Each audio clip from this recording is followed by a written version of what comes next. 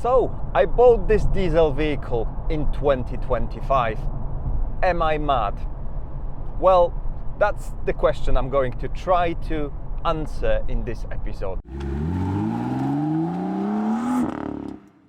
Hello, it's Marek. Welcome to MDrives and welcome to another video.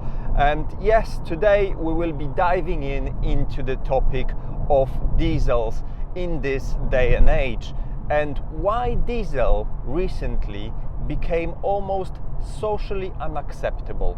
For decades, I remember diesels as being those kings of fuel efficiency on the road. I remember the times of 1.9 TDI, almost legendary, and then the switch to 2-liter TDI, which wasn't well received at the beginning. It had some problems, but then over the years it has been refined and it's used till today, obviously in X generation now. But still, with every generation they were getting cleaner and they were getting more fuel efficient, to the point that you could get really ridiculous figures from those cars. I'm sitting in my Audi A5 2-liter TDI, and currently I'm cruising at the motorway at 70 miles per hour, and this car will deliver easily 60 mpg, which is 4.5 liter per 100 kilometers.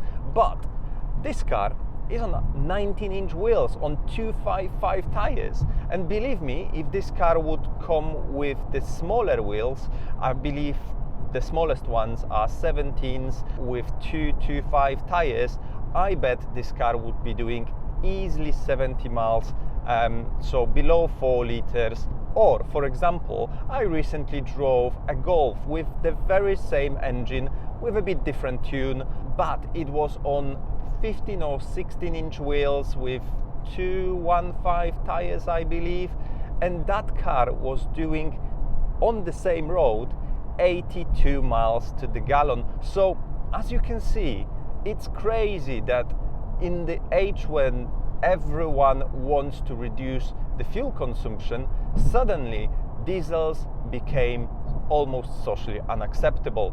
And I guess there is a couple of things which happened which led to that. So over the years, the scientists discovered that actually diesels produced more of the harmful gases to humans, not to environment. So they are actually cleaner than petrol when it comes to environment, but they are emitting more substances which are harmful to us. So that's one of the things. The other thing was, I believe, Dieselgate. So a couple of years ago, everyone remembers Dieselgate, where Volkswagen was fined for cheating on the emission testing, and then it just snowballed into this massive claims, etc., because everyone was cheating. So that definitely accelerated that move from diesel to petrol and petrol hybrids. On the other side, the petrol engines over the last decade became so efficient as well, that's why they started taking over the market from diesels. A good 2-liter petrol engine can easily deliver 50 miles to the gallon. So they're getting really close to the diesels. So around 2015-16, manufacturers, to make diesels even cleaner, they introduced a new system called AdBlue. So what this system is basically you've got another tank in the car which is filled in with AdBlue, and AdBlue is injected right into your exhaust before catalytic converter, and it basically neutralizes the harmful bits in the exhaust. So that made them even better, however not perfect enough.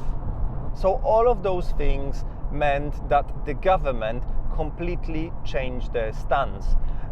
Only 5 years ago they were shouting, buy diesels, diesels are the best, and they were incentivizing company cars with diesel engines because they were the best. Then the stance changed completely. The incentives moved to hybrid cars with petrol engines and obviously EVs as well. And diesels very quickly became an evil. The sale of diesels started dropping to the point that this year, I think only about 6% of vehicles sold were diesels. Obviously, when we're talking about vans, for example, a huge majority of those are still diesels. But let me rewind it a bit and remind you why diesels were so good to drive. Well, it's because they operate in lower rev range. They have a massive torque at the bottom, so you don't need to rev them high. You rev them low, you don't have to use that much fuel. So it's a win-win with diesel. Long gears, so for example, I'm now on indicated speed 72 miles per hour, and that's about 115 kilometers per hour, and the car sits at about 1420 RPMs, and that's the range where the diesels are so efficient, sitting well below 2000 RPMs, and they are comfortable there. They can go uphill and stay at very low revs as well, purely because there is so much torque right at the bottom of the rev range. So for driving them on motorway, on a long distance, that makes them really perfect. Much better than, for example, older petrol engines which had to sit much higher. But in the recent years, those engines have characteristics almost like diesels. New turbo petrol engines can easily sit at 1300 RPMs like a diesel with a longer gears on a motorway, which then enables them to be almost as efficient as diesels. Yes, they aren't as fun as petrol engines to drive, I totally agree. And to be honest, in the whole career of me driving cars, this is my first diesel ever. So why I bought it? Well, first of all, I wanted a very comfortable long distance cruiser. I work 50 miles away from home. Luckily, I need to go there only once a week now. I don't really do a lot of short driving apart from popping into the shops and gym, etc. So I'm not too worried about the consequences of doing short miles, because every week I do that longer drive, which clears the DPF filter. But what are the drawbacks of a diesel engine? Well, one and main one I would say is the fact that they have to have DPF filters. So in 2008, all manufacturers had to introduce DPF filters to make them cleaner. What that meant is that they had additional, like catalytic converters, which would burn some of those harmful particles. Unfortunately, for them to work really well, they need to warm up to around 800 Celsius degrees. And unfortunately, you will not achieve that just driving a couple of miles in town. So these cars, you really need to drive them on a regular basis on a longer journeys. I think they say a minimum of about 10-15 kilometers. So the car has that chance to warm up and then to start burning all of that dirt which gathers there. If you don't do that for a couple of weeks, there is a big chance you're going to see an error light on your dash saying that there is a problem with your DPF filter. That can be cleared by giving your car a bit of bins, taking it for a longer journey. However, it's a problem. I know that many people bought diesel cars not knowing about that, and suddenly they found themselves in a situation where they almost can't use their car because it would get clogged, because they never leave town. They always do a couple of miles here and there, and they never go for that long journey when all of that which gathered in that filter can actually burn off and escape through the exhaust. But why I personally never bought a diesel was, first of all, because of the smell. I don't really like smell of diesel. I don't think anyone likes smell of diesel. They don't smell nice. In contrast, I do actually like smell of petrol. I don't know why, I do. The other thing is the sound. Diesels just don't sound very exciting, especially the older diesels, 1.9.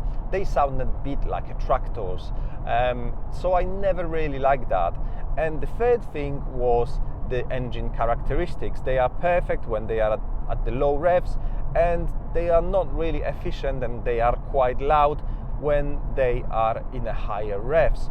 So really you want to pair diesel with an automatic gearbox and just let it do what they want, and let your gearbox keep your engine at this low revs all the time, and that's when you really can't hear the engine and when the engine is really efficient.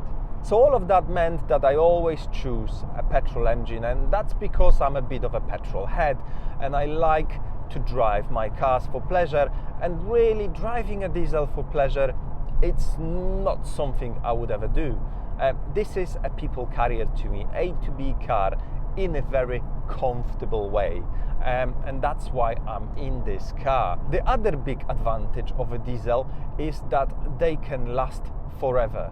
So good diesel, if you look after it, if you service it, it can easily do 200,000 miles, so about over 300,000 kilometers without any major repairs. Some of them can last 500 or even longer without any major work done to them.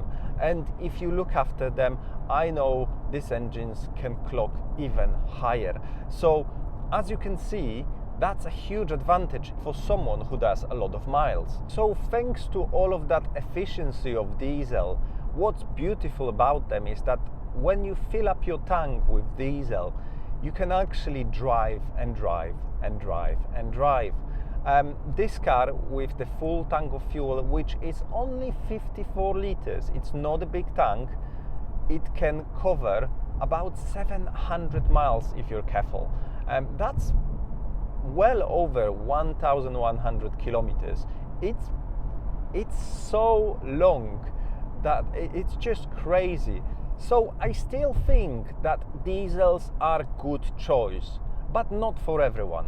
As I mentioned, if you drive on short distances, you are probably the best to buy EV, because that's when you get the full efficiency of the electric engine, you don't emit anything, and you're clean, you're quiet, and if you can charge at home, it will be the cheapest out of all types of vehicles to run. But if you're doing a lot of miles, like van drivers for example, delivery guys, you are still the best to drive diesels. They will give you the most efficiency, they will be the cheapest to run, and they will last for years and years without any big bills. You could argue that in my situation, because I now only drive to work once a week, I could be better with the petrol engine, and maybe you are right, but you know what, I wanted to give diesel a go, and I do not regret it. I think I enjoy this, almost giving myself a target of reaching certain MPG, certain efficiency, because apart from driving my M2, when I'm chilling, driving somewhere and I'm not in rush, I just simply cruise.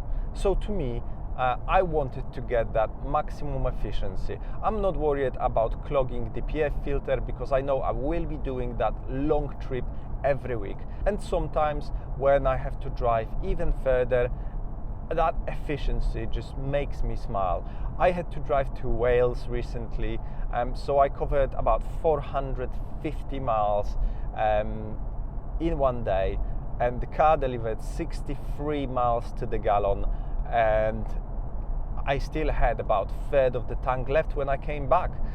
So to me, that's still a massive bonus. My only worry with diesels at this point is that with this continuous social and acceptance, we might get to the point where this car might be banned from going into some cities, etc.